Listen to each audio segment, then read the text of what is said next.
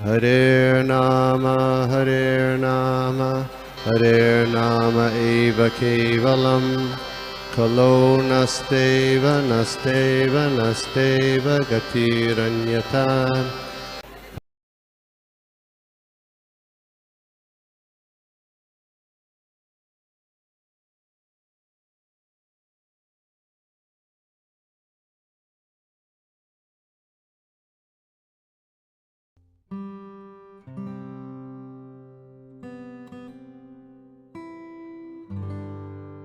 हरे कृष्णा। सभी के चरणों में प्रणाम। भगवत गीता का क्लास अभी हम शुरू कर देते हैं। आज का जो सत्र है प्रार्थना के साथ में। ओम अज्ञानतिमिरान्धस्य ज्ञानाञ्जनशलाकया चक्षुरुन्मिलितं येन तस्मै श्रीगुरवे नमः। श्रीचैतन्यमनोभीष्टं स्थापितं येन भूतले स्वयं रूपः कदा मह्यं ददाति स्वपदान्तिकम्। वन्देऽहं श्रीगुरो श्रीयुतापदकमलं श्रीगुरून् वैष्णवांश्च श्रीरूपं साग्रजातं सहगण रघुनाथान्वितां तं सजीवं साद्वैतं सावधूतं परिजनसहितं कृष्णचैतन्यदेवं श्रीराधा कृष्णपादान् सहगण ललिता श्रीविशाखान्वितांश्च। हे कृष्ण करुणा सिंधो दीनबंधो जगत्पते गोपेश गोपिका कांत राधा कांत नमोस्तुते। तप्त कांचन गौरांगी राधे वृंदावनेश्वरी वृषभानुसुते देवी प्रणमामि हरिप्रिये। वाञ्छाकल्पतरुभ्यश्च कृपा सिन्धुभ्यैव च पतितानां पावनेभ्यो वैष्णवेभ्यो नमो नमः। जय श्री कृष्ण चैतन्य प्रभो नित्यानंद श्री अद्वैत गदाधर श्रीवासादि गौरभक्तवृंद।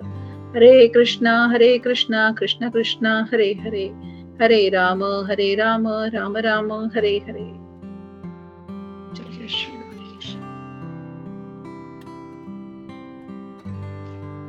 हरे कृष्णा। आज हम देखने वाले हैं 8वें भगवत गीता के चैप्टर 8 की समरी, जिसका शीर्षक है भगवत प्राप्ति। तो हम देखेंगे उसमें कि जैसे हमने देखा यहाँ पर इस अध्याय में, मेरी आवाज क्लियर आ रही है ना प्रभु जी? यस माता जी। ओके, हरे कृष्ण। तो इस अध्याय में हम देखेंगे कि अक्षर ब्रह्म योग मतलब भगवत प्राप्ति का योग कैसे एक जीव के जीवन में आ सकता है, उसके ऊपर ये अध्याय बताया गया हुआ है, पूरा 8 चैप्टर जो है। तो इसमें यहाँ पर इस अध्याय में एक महत्वपूर्ण विषय की चर्चा हो रही है। हमने मतलब पूरा 8वें अध्याय जब देखा, पूरे 28 वर्सेस है उसमें श्लोक, तो उसमें एक महत्वपूर्ण विषय की एक चर्चा हो रही है। हर एक जीव जो है, जो इस धरती पर है, जिसने देह धारण किया है, उसे एक परीक्षा हमेशा देनी पड़ती है ना। वो चाहे या ना चाहे, उसकी इच्छा हो या नहीं हो, लेकिन वो परीक्षा तो उसे देनी पड़ती है। और वो क्या है? वो है मृत्यु की परीक्षा, जो सबके लिए कंपलसरी है। एक छोटे से छोटे जीव से लेके एक बड़े से बड़े जीव तक, मतलब जिसे शरीर धारण किया, उसको ये परीक्षा, वो चाहे या ना चाहे, लेकिन उन्हें वो मृत्यु की परीक्षा देनी पड़ती है। और इस 8वें अध्याय में भगवान श्री कृष्ण जो है, मृत्यु और मृत्यु के समय पर भगवान की प्राप्ति कैसे हो सकती है, इसके बारे में यहाँ पर उसका उल्लेख यहाँ पर होने वाला है, जो हमने देखा है इस पूरे इसमें। तो हम देखते हैं कि एक सामान्य व्यक्ति है, जो सामान्य होता है व्यक्ति, वो मृत्यु के विषय को सुनकर ही डर जाता है, उस शब्द को सुनकर ही वो घबरा जाता है, और वो उसके बारे में कोई चर्चा नहीं करना चाहता, या फिर उसके बारे में और कोई जानकारी भी नहीं लेना चाहता। पर जो आध्यात्मिक जीवन का पालन जो करते हैं ना, वो हमेशा, वो क्या होता है, वो इतने सरेंडर होते हैं कि उनके सभी, कि वो उस मृत्यु, उनकी चिंता का विषय मृत्यु नहीं होती है ना। मृत्यु का नाम सुनकर वो कभी चिंतित नहीं होते, क्योंकि वो जानते हैं कि एक भविष्य में एक नई आशा और एक नई उम्मीद पैदा करता है मृत्यु, क्योंकि वो उनको, उनका नजरिया पूरा अलग होता है। भौतिकवादी जो लोग देखते हैं मृत्यु की तरफ, उससे एक भक्त का नजरिया मृत्यु की तरफ देखने का बहुत अलग होता है। जहाँ पर भौतिकवादी समझते हैं कि सब खत्म हो गया है ना, शरीर जो छूट गया, सब खत्म हो गया। लेकिन एक जो आध्यात्मिकवादी होता है, एक भक्त होता है, वो सोचता है कि ये एक मेरे लिए एक नई आशा है भगवान को मिलने की, है ना। अगर मुझे भगवान का नाम याद आ गया अंतकाले, मतलब आखिरी सांस में, तो मेरे लिए एक अपॉर्चुनिटी है कि मैं भगवान से मिल सकता हूँ। या फिर अगर नहीं भी इस देह को त्यागा मैंने, तो उनको पता है कि नेक्स्ट देह अगर मिलता है तो भगवत कृपा से मुझे ऐसा देह मिलेगा कि जहां पर मेरी भक्ति और वृद्धि होगी। तो इस तरह से वो कभी घबराते नहीं है। उनके भौतिक जीवन और जो उनके कार्य होते हैं ना, वो क्या कहते हैं जिसको भौतिक जीवन, भौतिकवादी लोगों का होता है कि उनका दृष्टिकोण और उनके कार्य एकदम सीमित होते हैं, मतलब एक लिमिटेड कक्षा होती है उनकी। लेकिन अध्यात्मवादी लोगों का जो होता है, उनको पता होता है कि इस चैप्टर को, इस टॉपिक को किस तरह से हैंडल करना है, तो वो उनका उसमें फायदा होता है। तो क्या होता है कि आध्यात्मिक दृष्टिकोण जो है इस तरफ देखने का, वो क्या क्या होता है, हमने देखा जैसे भगवत गीता के 2nd चैप्टर में हमने देखा कि हम शरीर नहीं है। तो हम जानते हैं कि भक्त है तो वो जानते हैं कि ये मृत्यु हुई है, शरीर की हुई है, आत्मा की नहीं हुई। हाँ? तो एक मृत्यु क्या है, एक टेम्पररी हॉल्ट है। यहाँ पर एक व्यक्ति अपने पुराने शरीर को त्याग करेगा और नया शरीर भी धारण करेगा। और जो आध्यात्मिक जीवन जो फॉलो करते हैं, वो क्या करते हैं, हमेशा इस मृत्यु की परीक्षा को वो पास कर जाते हैं। और मृत्यु को परीक्षा को पास करना मतलब क्या है कि दोबारा शरीर धारण नहीं करना। तो यही सब चर्चा इस 8वें अध्याय में हो रही है अभी। तो इस अध्याय में भगवान, यहाँ पर हम देखेंगे कि अर्जुन पहले श्लोक में अर्जुन भगवान को, पहले 2 वर्सेस में अर्जुन भगवान को प्रश्न पूछ रहे। उन्होंने टोटल 8 क्वेश्चन पूछे। ब्रह्म क्या है, अध्यात्म क्या है, कर्म का क्या स्वरूप है, भौतिक सृष्टि क्या है, अधिदैव क्या है ना, तो ये हमें बताइए कृपया। तो भगवान को दूसरे इसमें वो पूछते हैं कि हे मधुसूदन, यज्ञ पुरुष इस शरीर में कैसे है और किस अंग के निवासी है, तथा भक्ति योग अंतकाल में आपको कैसे जान सकते हैं। मतलब वो भगवान, हम देखते हैं कि परमात्मा के रूप में हर किसी के हृदय में वास करते हैं, हमने देखा है। वो पूछते अध्यात्म क्या है, फिर जीव का कर्म क्या है। जीव का कर्म है सेवा करना, भगवान की सेवा करना। जीवेर स्वरूप होए कृष्णेर नित्य दास, तो भगवान की सेवा करना जीव का स्वरूप है। फिर ये अधिभूतम क्या है, तो ये मतलब वो पूछ रहे हैं ये भौतिक प्रकृति क्या है। अधिदैवम क्या है, मतलब देवता और भगवान का जो विराट रूप है उसके बारे में वो जानना चाहते हैं। आदि यज्ञ के बारे में वो जानते हैं कि भगवान ही सभी यज्ञ के अधिपति है। हाँ, फिर वो हे देहास्मिन मधुसूदन में, हे भगवान कहाँ पर विराजित होते हैं वो पूछ रहे हैं। और 8वां सवाल है कि भक्ति योग अंतकाल, हाँ, प्रायण काले, अंतकाल में प्रयाण काले, मतलब अंतकाल में कि ये कैसे जान सकते हैं कि भक्ति योगी क्या करेगा उस समय पर, है ना। हे प्रभु, मृत्यु के समय व्यक्ति आपको कैसे याद कर सकता है। ये 8 सवाल पहले 2 वर्सेस में अर्जुन भगवान से पूछ रहे हैं। फिर आगे जाकर हम देखेंगे कि 3 श्लोक से लेके भगवान ने अर्जुन के इन सवालों के जवाब देना अभी शुरू किया है। तो 3 श्लोक में भगवान कह रहे हैं कि अविनाशी जीवात्मा को ब्रह्म कहते हैं, मतलब उनको बता रहे हैं ब्रह्म किसे कहते हैं।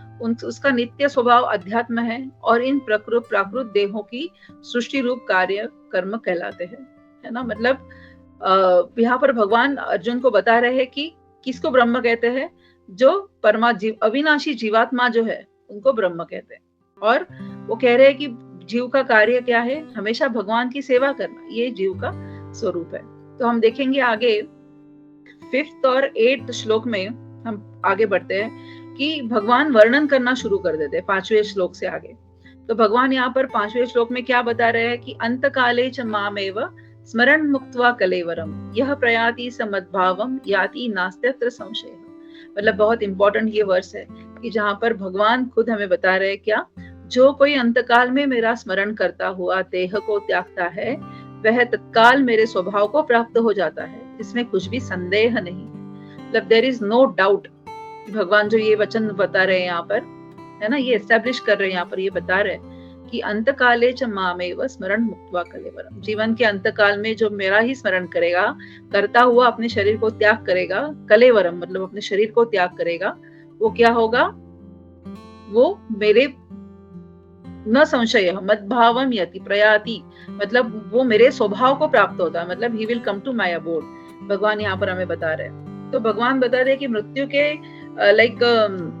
के सामना कैसे करना चाहिए, जब मृत्यु आती है तो करना क्या चाहिए, और फिर कैसे मृत्यु पे विजय प्राप्त होगी। तो ये यहाँ पर की भगवान बता रहे हैं कैसे सामना करेंगे मृत्यु का, और कैसे उस पे हम विजय प्राप्त करेंगे।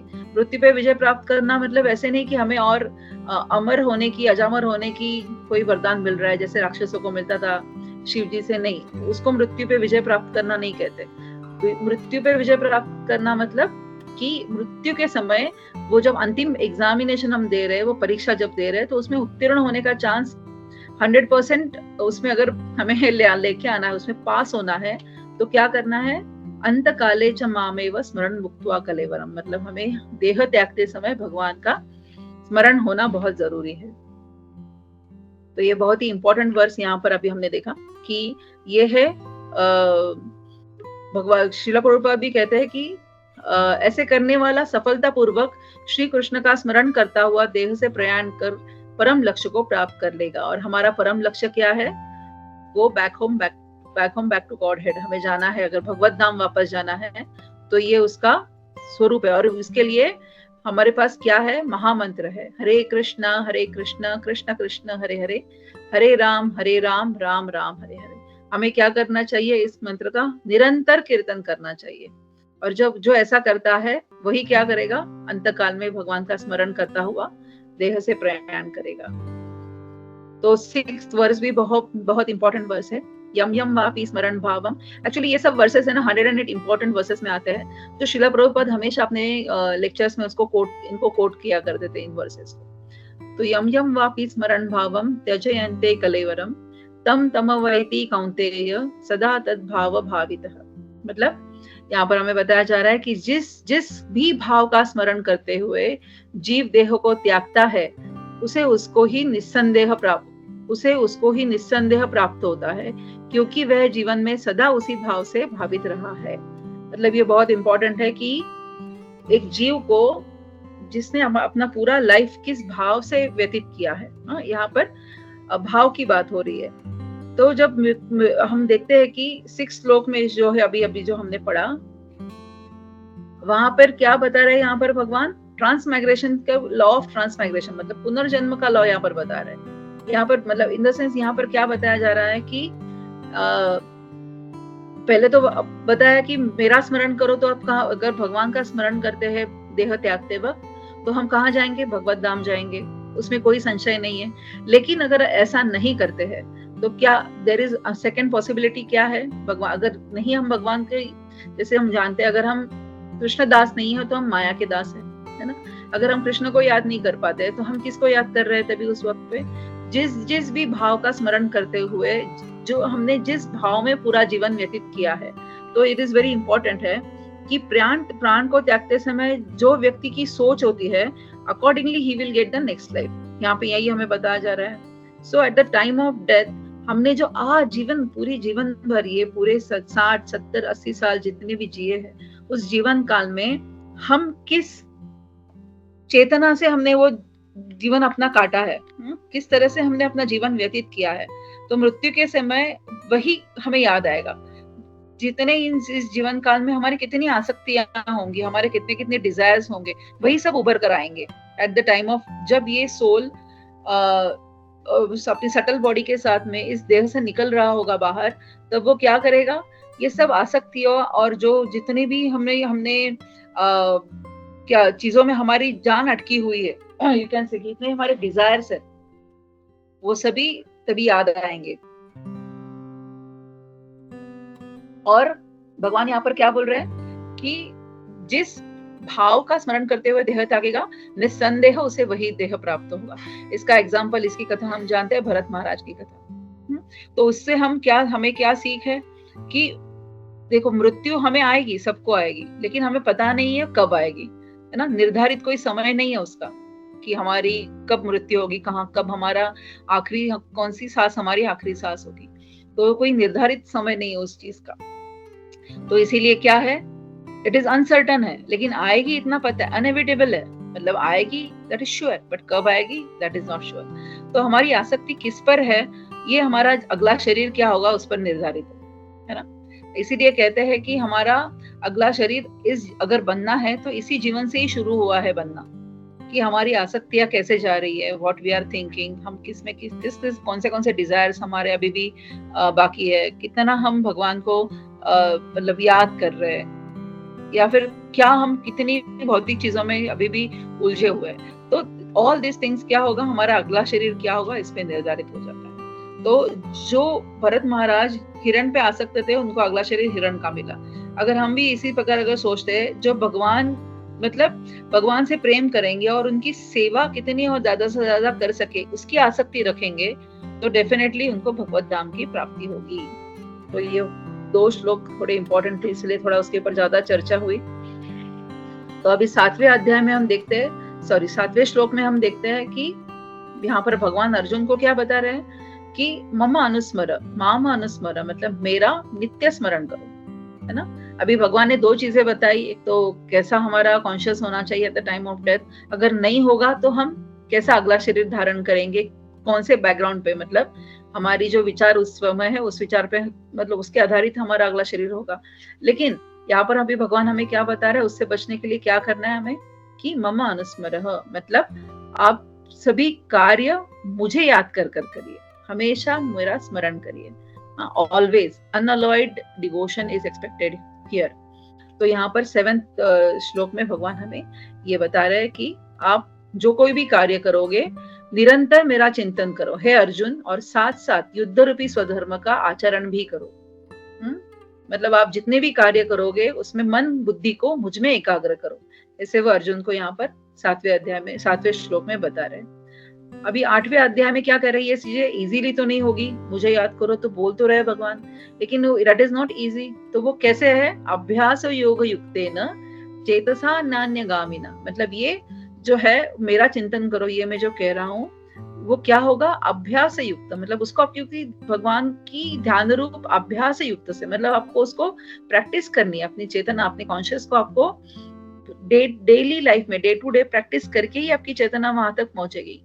क्योंकि हम कुछ पिछले हमारे लाइफ से लेकर आए हैं हमारे साथ में, है ना, पास्ट बर्थ से हम जो कोई चीजें हमारे साथ में लेकर आए हैं, अनर्था हमारे साथ में है, वैसे हमारे साथ स्वीकृति भी है, इसलिए आज हम भक्ति मार्ग में। तो इसीलिए हमें क्या है करना कि ये जो है इसका अभी प्रैक्टिस हमें और स्ट्रॉन्ग करनी है, अभ्यास करना है इन चीजों को, क्योंकि ऐसे ही जाकर अगर हमारा पूरी लाइफ, जैसे हमने अभी डिस्कस किया, किसी प्रॉपर एक कॉन्शियसनेस में नहीं हमारी चेतना रह रही है, तो डेफिनेटली मृत्यु के समय वही याद आएगा। लेकिन हमें अब पता चला है कि हमें मृत्यु के एग्जाम में पास होना है, तो क्या करना है, भगवान को याद करना है। अगर भगवान को याद करना है तो ऐसे कहेंगे कि हाँ मैं मृत्यु के समय याद कर लूंगी, अभी मुझे कोई जरूरत नहीं है प्रैक्टिस करने की, so that is not possible. इसलिए भगवान खुद यहाँ पर क्या कह रहे हैं, अभ्यास योग युक्तेन, मतलब आपको उसकी प्रैक्टिस करनी पड़ेगी, तभी ये आपको पॉसिबल है, otherwise that is not possible कि मेरा ही चिंतन करता है और वो जीवात्मा मेरे पास आता है। भगवान यहाँ पर कह रहे हैं मृत्यु हमसे हमारा देखेंगे, अगर हम तो ये शरीर जो है हमें दिया गया, ये एक साधन है ना, भगवान का नाम लेने का, भगवान की सेवा करने का, भक्तों की, वैष्णवों की, गुरु की सेवा करने के लिए एक साधन है जो हमें मिला है। अगर ये साधन ही हमसे छीन जाएगा मृत्यु के मार्ग से, तो हम ये जो हमारी आशा है भगवान की सेवा करने की, भक्ति करने की, ये तो अधूरी रह जाएगी।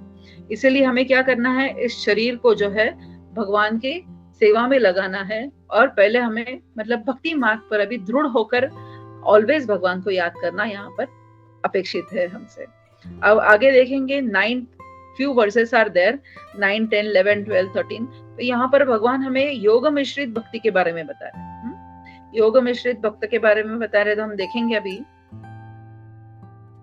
कि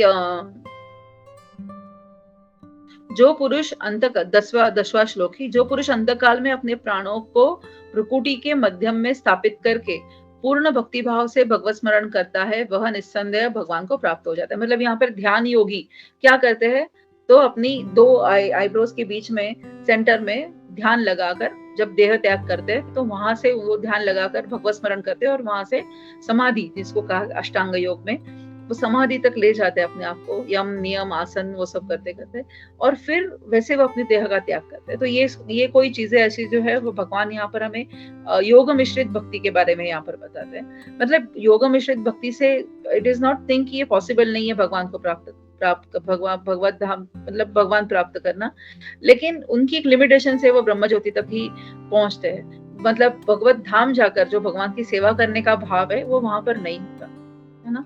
तो इसलिए योग के द्वारा भगवत स्मरण का आजीवन अभ्यास करना चाहिए। यहाँ पर श्रील प्रभुपाद हमें यही बता रहे हैं। तो 11th वर्ष में हम देखेंगे कि और एक भाव यहाँ पर बताया जा रहा है कि ओमकार का उच्चारण कर मतलब ओमकार का उच्चारण करने वाले वेदवादी विद्वान और अनासक्त महर्षि जिस ब्रह्म में वे प्रवेश करते हैं, जिस संसिद्धि के लिए ब्रह्मचर्य व्रत का सेवन का किया जाता है, अब मैं उसी मुक्ति पद का वर्णन करूंगा। मतलब यहाँ पर भगवान क्या कह रहे हैं, जो ध्यान लगाते हैं, मतलब ध्यान योगी, ज्ञान योगी, हमने कई सारे योग कर्म योग ये सब देखे हैं हमने अभी। तो यहाँ पर भगवान उनके बारे में कर्म मिश्रित भक्ति जिसको कहते हैं, योग मिश्रित भक्ति के बारे में भगवान यहाँ पर ये 13th वर्ष तक हमें बता रहे हैं। इंद्रिय क्रियाओं की निवृत्ति को योग धारणा कहा जाता है। संपूर्ण इंद्रियों द्वारा एक को विषयों से हटाकर जो मन को हृदय में तथा प्राणवायु को मस्तक में स्थापित करता है, वह मेरे ध्यान रूप योग में स्थित हो जाता है। मतलब भगवान उनके लिए भी अपॉर्चुनिटीज रखते हैं, लेकिन that is very very difficult कि सभी इंद्रियों को उस मृत्यु के समय में अपने कंसंट्रेशन को 2 आईब्रोज के बीच में लेकर आकर कंसंट्रेट करना, और वो जितनी भी पेन हो रही है मृत्यु के समय की उसको भूल जाना, दैट इज हाईली मतलब उसको बहुत ज्यादा प्रैक्टिस चाहिए ये सब चीजें करने के लिए, है ना, और ज्यादा अभ्यास चाहिए उन चीजों का। अभी यहाँ पर तो बता रहे हैं कि जो इंद्रियों द्वारा संपूर्ण इंद्रियों के विषय जितने हैं सेंस ऑर्गन्स, उस पे से अपना मन हटाना है और प्राणवायु को मस्तक में स्थापित करना है। मतलब ईड़ा पिंगला मतलब जो नाड़ियां है, तो जहाँ सहस्त्रार चक्र यहाँ पर है, कितने सारे चक्र है ना, मूलाधार चक्र वो सब, तो यहाँ से सहस्त्रार चक्र से मतलब यहाँ पर प्राणवायु को मस्तक में स्थापित करता है, तो वह मेरे ध्यान रूप योग में स्थित हो जाता है। तो भगवान यहाँ पर बता रहे हैं कि सर्वोत्तम साधन कृष्ण भावनामृत ही है, जो पुरुष भक्ति भाव से अपने चित्त को नित्य निरंतर श्री कृष्ण में केंद्रित रख सकता है, उसके लिए शाश्वत समाधि में रहना अत्यंत सुगम है। मतलब श्रील प्रभुपाद हर बार यहाँ पर आकर हमें भगवत भक्ति, कृष्ण कॉन्शियसनेस कितना सुपीरियर है इन सब में ये बताते जा रहे हैं। तो 13th वर्ष में हम देख रहे हैं कि क्या कह रहे हैं यहाँ पर भगवान, जो कह रहे हैं कि जो व्यक्ति ओमकार का जप करता है वो ब्रह्म ज्योति में आता है। भगवान क्लियरली बता रहे कि इस योग धारणा में स्थित होकर अक्षर ब्रह्म पवित्र ओमकार के उच्चारण के साथ जो मेरा स्मरण करते हुए देह त्यागता है, वह निस्संदेह भगवत धाम को प्राप्त करता है। मतलब भगवान कह रहे कि उस समय पर ओमकार का जप करते हुए जो करेगा तो वो भी मेरे पास ही आएगा। 14th में देखते हैं हम लोग क्या बता रहे हैं भगवान यहाँ पर, कि जो नित्य निरंतर अनन्य भाव से मेरा स्मरण करता है, उसके लिए हे अर्जुन मैं सुलभ, क्योंकि वह नित्य मेरे भक्ति योग के परायण रहता है।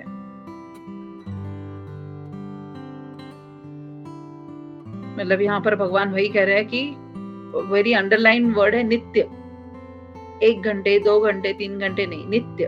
हम सोचते हैं ना कि कितनी देर चैंटिंग करनी है, 2 घंटे चैंटिंग करनी है, रीडिंग कितनी देर करनी है, 1 घंटे रीडिंग करनी है। हम साधना कार्ड जब फिल करते तो हम उसमें ये डालते हैं, टाइमिंग्स डालते हैं। दैट इज मिनिमम रिक्वायरमेंट, उतनी कम से कम तो होनी चाहिए। That's why it is required, वो तो करनी ही करनी है, but that is the minimum requirement. लेकिन यहाँ पर क्या, उससे हमें प्रोटेक्शन मिलता है पूरे दिन माया से लड़ने के लिए। लेकिन हमसे क्या भगवान यहाँ पे बोल रहे हैं, जो नित्य ऑलवेज 365 डेज 24 आवर्स 24/7 24/365 ऐसे लाइफ टाइम जो मुझे याद हमेशा करता रहेगा, उसी के चांसेस बनते हैं, है ना। कहते हैं कि कोई विरला ही जाता है भगवत धाम, हर किसी को वो अपॉर्चुनिटी नहीं मिलती। वो इसलिए है कि हम नित्य भगवान को याद नहीं करते, क्योंकि हम गृहस्थ आश्रम में हैं, तो हम कई सारी और भी चीज, जॉब्स होते हैं, माताओं को घर में काम होता है, मतलब फैमिली की केयर करनी होती है, तो ये सब चीजें आती है। लेकिन इसीलिए श्रील प्रभुपाद ने ये बनाया है प्रोग्राम ऐसा है कि जहाँ पर आप मैक्सिमम टाइम भगवान को हमेशा याद करते हुए ही आपका दिन पूरा बीते ना। प्रोग्राम ही वैसे बनाया गया हुआ। तो ये हो गया हमारा 14th वर्ष हमने देखा अभी। तो 15th में आगे भगवान हमें बता रहे हैं कि ये सब भगवान हुआ चाहिए श्लोक है, मतलब कितने सारे इंस्ट्रक्शंस आए, ये सब भगवान से ही है। तो मुझको प्राप्त हुए भक्ति योगी को इस दुखों से भरे अनित्य जगत में फिर जन्म नहीं लेना होता, क्योंकि वे परम संसिद्धि को प्राप्त कर जाते हैं। कि जो भक्ति योगी मामुपेत्य पुनर्जन्म दुःखालयम अशाश्वतम नाप्नुवन्ति महात्मनः संसिद्धि परमाम गता।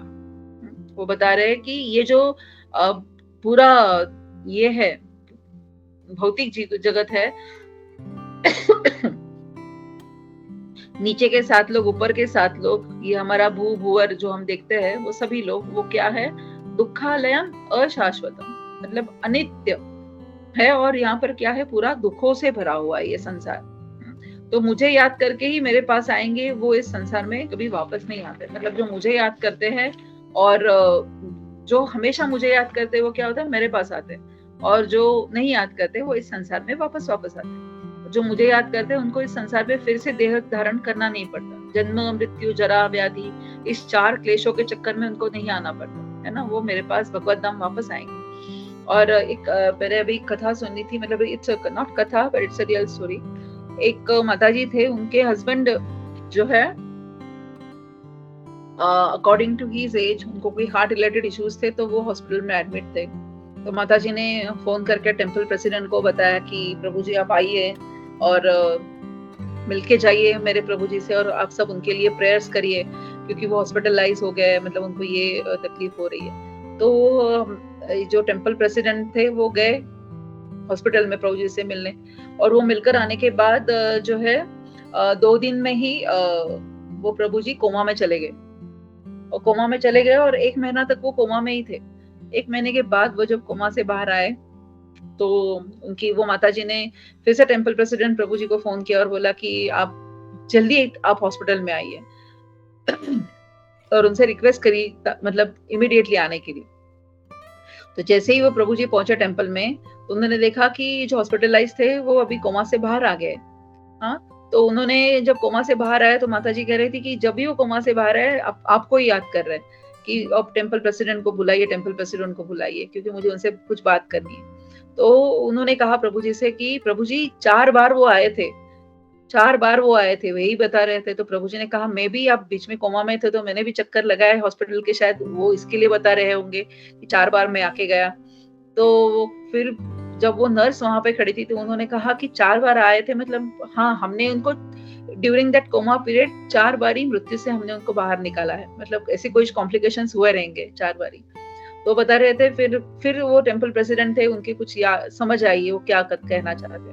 तो फिर उन्होंने इनको पूछा कैसे थे, 4 बार जो आए थे वो कैसे थे, सुंदर थे, 400 फॉर्म्स में थे, कैसे थे? तो उन्होंने कहा नहीं 400 फॉर्म्स में नहीं थे, वो बहुत भयानक थे, अकराल विकराल रूप में थे। तो लेकिन मैंने उनको, जब भी वो पहली बार मेरे सामने आए तो मैंने उनको कहा नहीं मैं और मेरी पत्नी हम कृष्ण भक्त है, तो कृष्ण का नाम सुनकर वो वापस चले गए। दूसरी बार जब आए तो मैंने वही कहा कि नहीं मैं तो कृष्ण की भक्ति करता हूँ, तो कृष्ण का नाम सुनकर वो दूसरी बार भी वापस लौट गए। तीसरी बार जब आए तभी उन्होंने देखा कि जब तीसरी बार जब आए तो वो कह रहे थे कि वो 400 फॉर्म्स वाले भी आए थे, सुंदर रूप वाले, और ये भी आए थे। तो जब उन्होंने कृष्ण का नाम सुना तो यमदूत जो आए थे तो उन्होंने जो है प्रणाम किया और कहा कि आप कृष्ण के भक्त हो, कृष्ण का नाम ले रहे हो, तो अभी हम आपको वापस दर्शन नहीं देंगे, और ये कहकर वो वहां से चले गए। और अभी मैं, मतलब वो उनकी क्या थी, कहते हैं ना जिस नियर डेथ एक्सपीरियंस वो शेयर कर रहे थे। नियर डेथ एक्सपीरियंस शेयर कर रहे थे कि जब वो कोमा में भी थे लेकिन वो भगवान का नाम ले रहे थे, क्योंकि उन्होंने पूरी लाइफ उस चीज की प्रैक्टिस की थी, तो वो भगवान का नाम उस कोमा में भी ले रहे थे।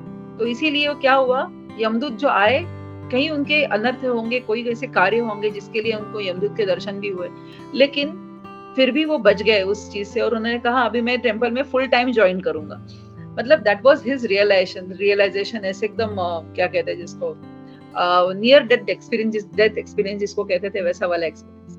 मतलब ये अजामिल की कथा में हमने तब कथा करके हम सुनते हैं ना इस चीज को, अजामिल की कथा है तो हमने कहा अजामिल को देखा है, लेकिन ये तो नियर रियल एक्सपीरियंस है जो प्रभु जी उसमें बता रहे थे कि that is the real experience, की आज भी लोगों को ऐसी एक्सपीरियंस आती है, और जिससे हमारे जैसे भक्तों की श्रद्धा और तीव्र होती है भगवान के नामों में, है ना।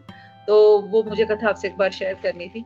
तो वही हम अभी इन वर्सेस में देख रहे हैं कि ये जो है वो दुखालयम अशाश्वतम है, और जैसे हम डिवोटीज है, हम भक्त है भगवान के, हम शास्त्रों को पढ़ रहे हैं, तो हम ये समझ पाते हैं कि दुखालयम अशाश्वतम सिर्फ बोलने के लिए नहीं है, यस इट इज ट्रू, ये शास्त्रों में, ये भगवत गीता में भगवान जो दुखालयम और अशाश्वतम, कितना अनित्य है ये वर्ड, ये बता रहे हैं। क्योंकि हमारा जो जीवन है और हम जो देह को प्राप्त करते हैं, जैसे it is like it's very अनित्य, मतलब इतना अनित्य है कि समुद्र में जैसे बबल्स आते हैं फिर बबल्स आते हैं, कितनी फास्ट होती है ना ये चीजें, हमने देखी है।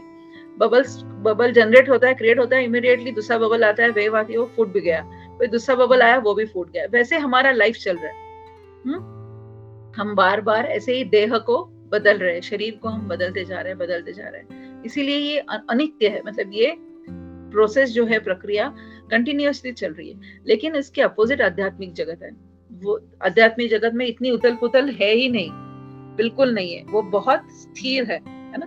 इसीलिए इसको दुखालयम अशाश्वतम कहा गया है। यहाँ पर बहुत सारे दुख है, व्याधि है, जरा है, मृत्यु है, सब कुछ है। और मृत्यु यही एक सच है जिसके बारे में इस अध्याय में बात हो रही है। तो 16वें श्लोक में कह रहे भगवान की, हे अर्जुन, प्राकृत जगत में सबसे ऊपर ब्रह्मलोक से लेकर नीचे तक सबके सब लोग बारंबार जन्म मृत्यु रूपी क्लेश से पूर्ण हैं। मतलब यही अभी हमने डिस्कस किया कि ये जो मृत्यु लोक है और ऊपर के लोग और नीचे के लोग, ये सभी में क्या है, मृत्यु रूपी क्लेश से पूर्ण है। जन्म मृत्यु जरा व्याधि के चक्र में जीव फंसे हुए हैं, और जब मेरे धाम को प्राप्त हो जाता है उसका संसार में पुनर्जन्म नहीं होता। तो इसके लिए यहाँ पर इसको क्या कहते हैं, ट्रांसमाइग्रेशन की फिलोसॉफी यहाँ पर बताई जा रही है कि पुनर्जन्म बिल्कुल दूसरा देह ही नहीं मिलेगा जो भगवान के धाम वापस जाएगा। और भगवान के धाम वापस जाने का there is one only chance, वो है मृत्यु। मृत्यु जब होगी तभी हम भगवत धाम वापस जाने का डोर हमारे लिए खुल सकता है। और वो कैसे खुलेगा, उसकी चाबी है भगवान की भक्ति। जब ये पासवर्ड हम डालेंगे भक्ति का, तभी वो डोर अनलॉक होने वाला है, और वो अनलॉक होकर वो अपॉर्चुनिटी हमें है भगवत धाम में एंटर करने के लिए। हम तो ये सदेह, हम तो लिबरेटेड सोल्स नहीं है। जैसे तुकाराम महाराज जो है वैकुंठ से विमान आया उनके लिए, और वो सदेह चले गए। ऐसे नहीं कि उनकी मृत्यु हुई और वो चले गए, नहीं, वो उसी देह को, जो भौतिक देह था, उस देह के साथ ही वो चले गए वैकुंठ लोक। तो हम तो ऐसे है नहीं, हमारी तो पूरी सदेह तो हम नहीं जा सकते। तो जब मृत्यु होगी, दैट इज एन अपॉर्चुनिटी हमारे लिए, वो आशा है एक भक्त के लिए, है ना। हमें भगवत धाम जाने का मौका, टिकट मिलता है या नहीं, और उसका पासवर्ड है क्या है, भक्ति, भगवान का नाम करना, हमेशा अनन्य भक्ति करना भगवान की, यही एक पासवर्ड है। अगर वही डालेंगे महामंत्र का, हरे कृष्ण कृष्ण कृष्ण हरे हरे, हरे राम राम राम हरे हरे, तभी ये डोर अनलॉक होने वाला है। और दैट इज ओनली थिंग यहाँ पर भगवान इस अध्याय में बता रहे बार बार। तो आगे देखते 17वें अध्याय 17वां श्लोक में, अभी आगे जाकर 17, 18, 19 इन कुछ श्लोकों में, जैसे हम जानते हैं, हमने श्रीमद् भागवतम में भी पढ़ा है कि ब्रह्मा का एक दिन कैसा होता है, चतुर्युग किसे कहते हैं, है ना। उसकी, ब्रह्मा की एक रात्रि कैसी होती है, एक उसकी गणना यहाँ पर दी गई है। तो उसके पूरे कैलकुलेशंस यहाँ पर बताए गए हैं। कलयुग का काल है 4,32 वर्ष का होता है, और इसमें अधर्म इतना बढ़ता है कि युग के अंत में श्री भगवान स्वयं कल की अवतार ग्रहण कर दैत्यों का मर्दन और निज भक्तों का परित्राण करने के लिए सतयुग का सूत्रपात करते हैं। मतलब फिर से कलयुग खत्म होगा, कलयुग खत्म होगा, राइट, फिर सतयुग आएगा, द्वापर त्रेता, फिर कलयुग आएगा। ये चक्र हमेशा चलता ही रहेगा, है ना। और इसी को क्या कहते हैं, 4 युग 1,000 बार व्यतीत हो जाते हैं, और ब्रह्मा की रात्रि भी इतनी बड़ी है। मतलब यहाँ पर गणना बताई गई है भगवान के, ब्रह्मा के दिन और रात की, और फिर उसको युगों के साथ कैसे जोड़ा गया है, तो उसका कैलकुलेशन यहाँ पर बताया गया। मतलब इससे हम सोच सकते हैं कि जो मैंने अभी बताया कि इतने सारे 4,32 वर्ष का तो एक कलयुग है, और हमारी कितनी आयु है, 70, 80, 100 की तो कलयुग की आयु है, लेकिन 100 तक आजकल तो कोई नहीं जाता। मतलब ये हमारा बबल जो है कितनी बारी फूट के फिर से शरीर धारण किया होगा आज तक। बबल आया, फूट गया, फिर से हमने नया शरीर धारण किया, मतलब नया बबल आया, फिर वो भी फूट गया कुछ फ्रैक्शन ऑफ सेकंड्स में, फिर से नया। क्योंकि ब्रह्मा का दिन देखेंगे तो कितना बड़ा है, ब्रह्मा की रात कितनी बड़ी है। तो इतने सारे पीरियड तक हम सिर्फ जीवन शरीर धारण ही करते आए आज तक। तो इसीलिए कहा जा रहा है कि कितना अनसर्टन है सब। दुखालय है ये सब। तो यहाँ पर इतनी सारी हलचल मची हुई, और इस हलचल के बीच में मैं और मेरा करने के पीछे हम लगे हुए हैं। मैं, मेरा शरीर, खुद को शरीर मानकर हम चल रहे हैं, है ना। तो यहाँ से हम कितने एक बबल मात्र, मतलब एक उसके मात्र ही हमारी गणना यहाँ पर हो रही है एक साधारण जीव की। तो आगे 18, तो इसमें हम देखते हैं कि ब्रह्मा के दिन के आने पर यह जीवन समूह अव्यक्त से प्रकट होता है, और ब्रह्मा की रात में क्या होता है, लय हो जाता है, मतलब एनिहिलेशन हो जाता है। तो ये ब्रह्मा के दिन और रात क्या होते हैं, उसका कैसा संबंध है जीवों से, और उसका कैलकुलेशन इस वर्सेस में बताया गया है। 19 में भी उसी की चर्चा हो रही है। 20th में हम देखते हैं कि इस व्यक्त अव्यक्त होने वाली जड़ प्रकृति से परे एक अन्य सनातन प्रकृति भी है जो परा और अविनाशी है। इस संसार को नष्ट हो जाने पर भी उसका नाश नहीं होता, वो है भगवत धाम, कि जिसका कभी नाश नहीं होता। आध्यात्मिक जगत जो है उसका कभी नाश नहीं होता।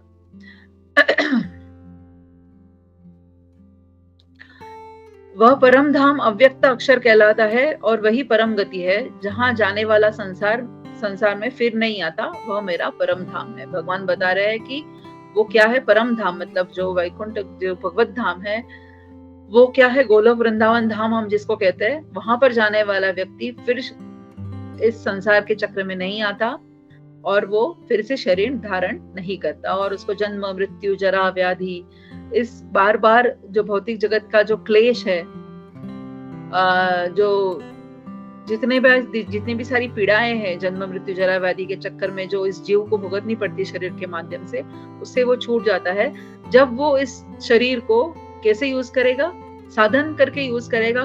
किसके लिए, भगवान का नाम लेने के लिए, गुरु वैष्णवों की सेवा करने के लिए, एक साधन करके अगर वो इस शरीर को यूज करता है, that is the complete usage of this body.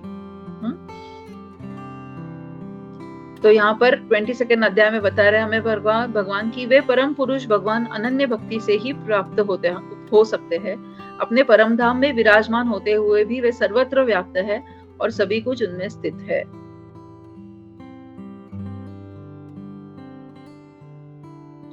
कि यहाँ पर श्रील प्रभुपाद बताते हैं हमें कि, पढ़ती हूँ थोड़ा सा, यहाँ निश्चित उल्लेख है कि एकमात्र भक्ति के द्वारा वैकुंठ लोकों में प्रवेश हो सकता है। एकमात्र भक्ति के द्वारा ही, there is no other way, कोई और दूसरा रास्ता है ही नहीं। सिर्फ एक ही रास्ता है, वो है भक्ति, और दैट इज द पासवर्ड।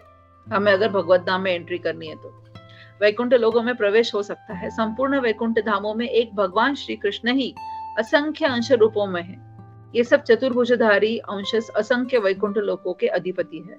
उनके अलग अलग नाम है। क्या नाम है उनके? पुरुषोत्तम, त्रिविक्रम, केशव, माधव, अनिरुद्ध, पद्मनाभ, नारायण, वामन, है ना।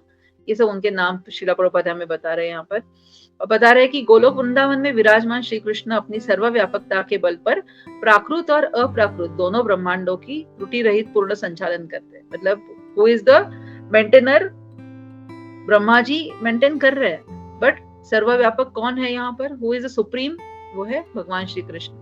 और जिनके वजह से ये सब प्राकृत अप्राकृत दो जो ब्रह्मांड है का, मतलब उसमें बिना कोई कमी हुए त्रुटि रहित वो पूर्ण संचालन कर रहे हैं।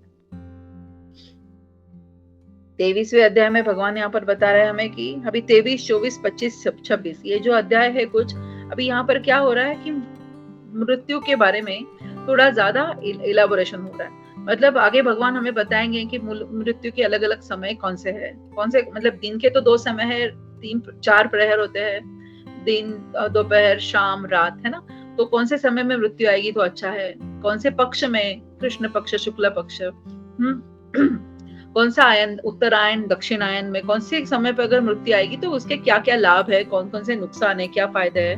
तो इन चीजों की यहाँ पर बात हो रही है 23, 24, 25 और 26वें श्लोक में, कि उन दोनों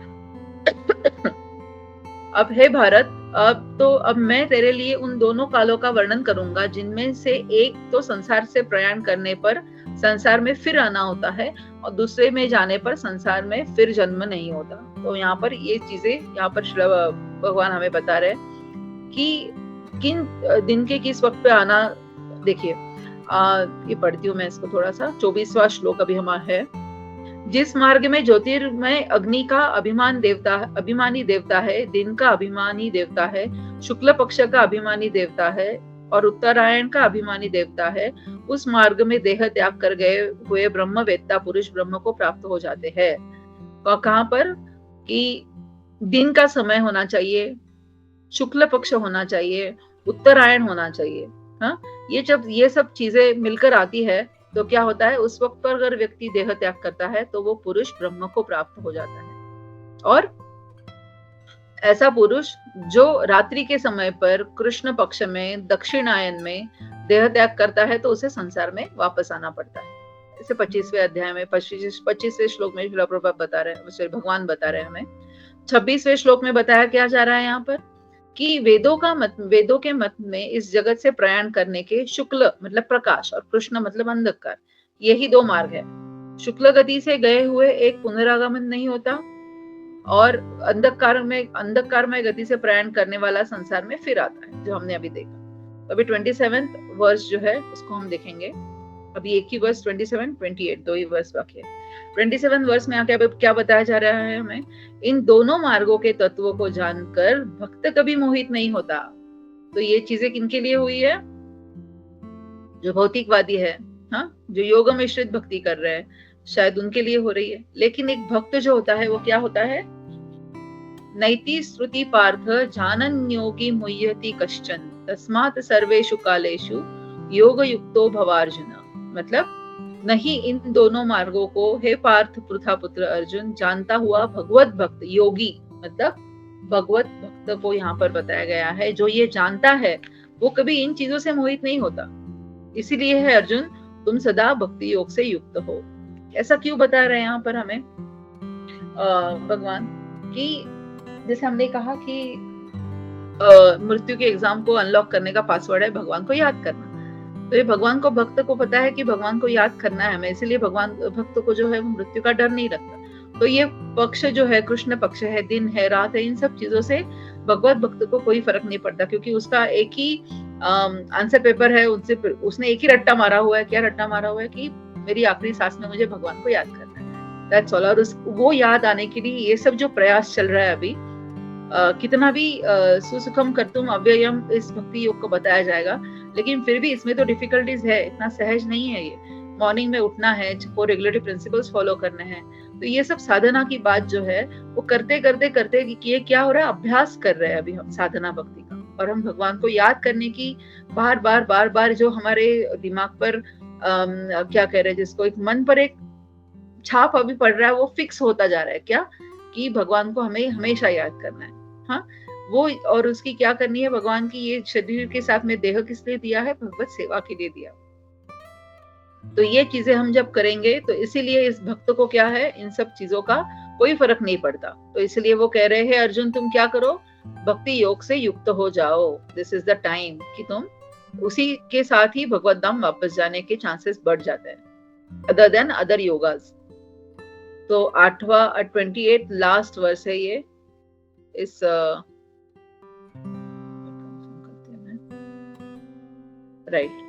इस चैप्टर का 28 नंबर लास्ट वर्स है ये, इसको हम देखेंगे।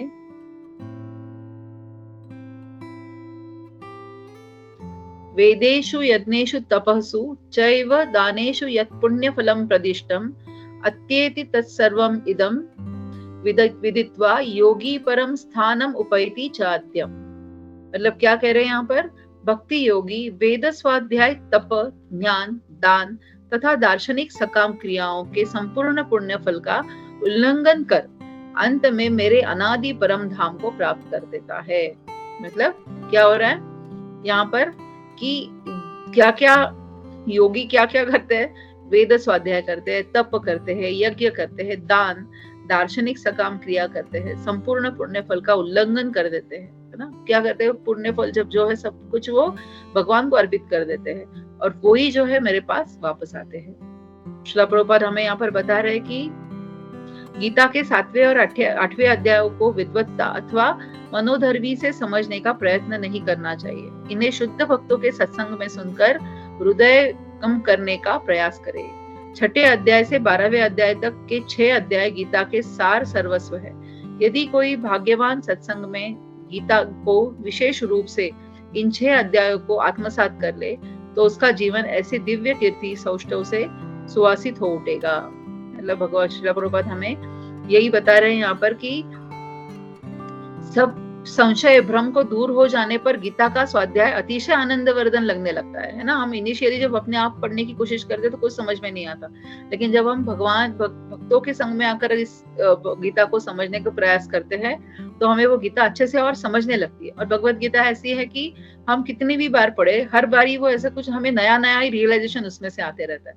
तो श्रील प्रभुपाद हमें यही कह रहे हैं कि सब संशय भ्रम को दूर हो जाने पर गीता का स्वाध्याय अतिशय आनंदवर्धन लगने लगता है और कृष्ण भावनामृत के प्रति रसज्ञता एवं भाव का उदय होता है। यह जीवन की उस परम सिद्धि अवस्था का आरंभ है जिससे भक्त परव्योम में श्री कृष्ण के गोलोक वृंदावन धाम में प्रविष्ट होकर सच्चिदानंदमय जीवन में मग्न होने के योग्य हो जाता है।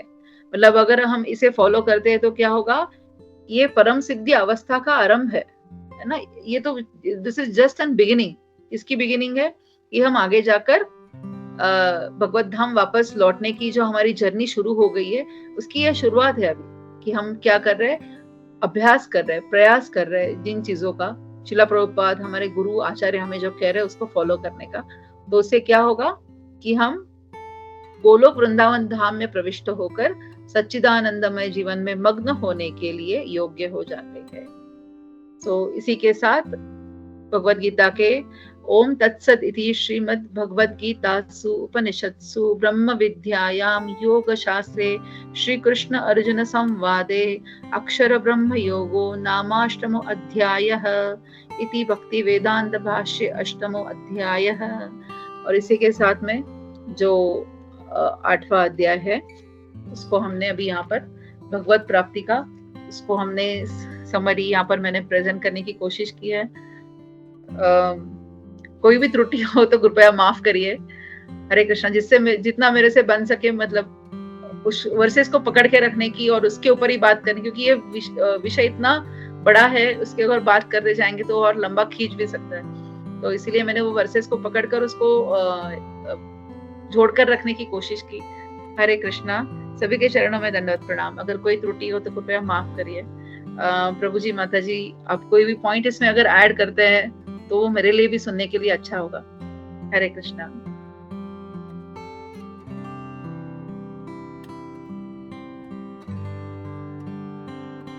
हरे कृष्णा। थैंक यू माता जी, बहुत अच्छे से आपने पूरा चैप्टर समराइज किया। Thank you.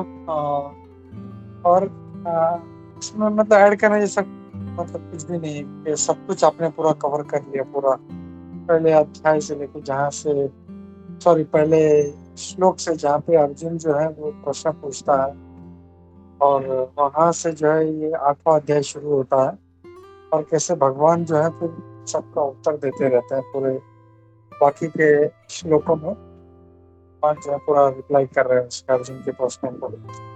पूरा जो भी टर्मिनोलॉजी है, किम ब्रह्मा किम अध्यात्मा, वो पूरा भगवान उसको एक्सप्लेन करते हैं। तो थैंक यू माता। किसी और भक्त का कोई अगर प्रश्न है, कुछ टीका टिप्पणी तो लेते हैं। हरे कृष्णा। हरे कृष्णा प्रभु जी, थैंक यू सो मच। तो हरे कृष्णा। और हम लोग रुकते हैं यहाँ पे। श्री भगवद गीता यथारूप की जाए, श्रील प्रभुपाद की जाए, इस्कॉन गुरुदेव की जाए। हरे कृष्णा।